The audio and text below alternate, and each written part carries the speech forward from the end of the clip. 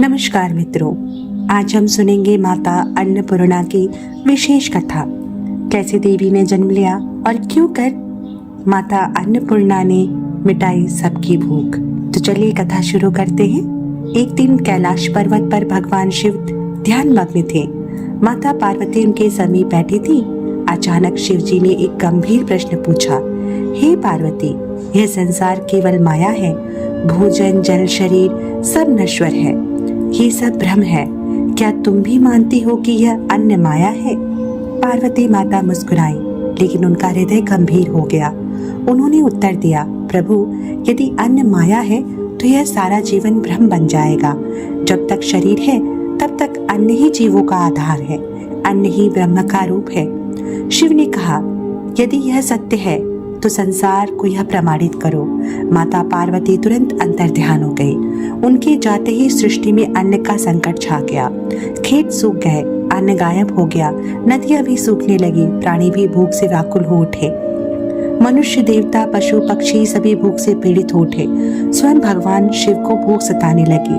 वह विचलित हो उठे और माता पार्वती को पुकारने लगे। तभी वाराणसी में एक दिव्य रूप प्रकट हुआ।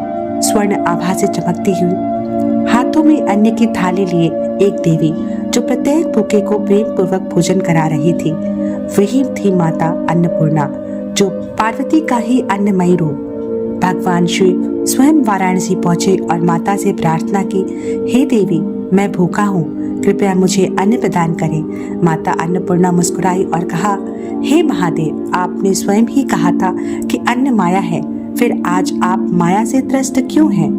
शिव जी ने झुककर उत्तर दिया, हे माते, आपने सच्चाई दिखा दी। जब तक देह है तब तक अन्न ही ब्रह्म है। आप ही जगत की पोषिका है। माता ने भगवान शिव को अपने हाथों से अन्न खिलाया। उसी क्षण सृष्टि में अन्न, जल और समृद्धि की पुनः वर्षा होने लगी। तब से माता अन्नपूर्णा को अन्न की देवी के रूप में पूजा जाता है और यह माना जाता है कि जहाँ भी उनका स्मरण होता होगा वहाँ कभी भूख नहीं रहेगी।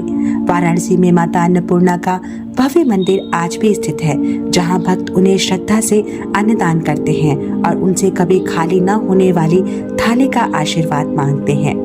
तो चलिए प्रेम से माता अन्नपूर्णा को प्रणाम कर प्रार्थना करें कि समस्त सृष्टि में उनका आशीर्वाद अन्न के रूप में सदैव विराजमान रहे। जय महामाई अन्नपूर्णा।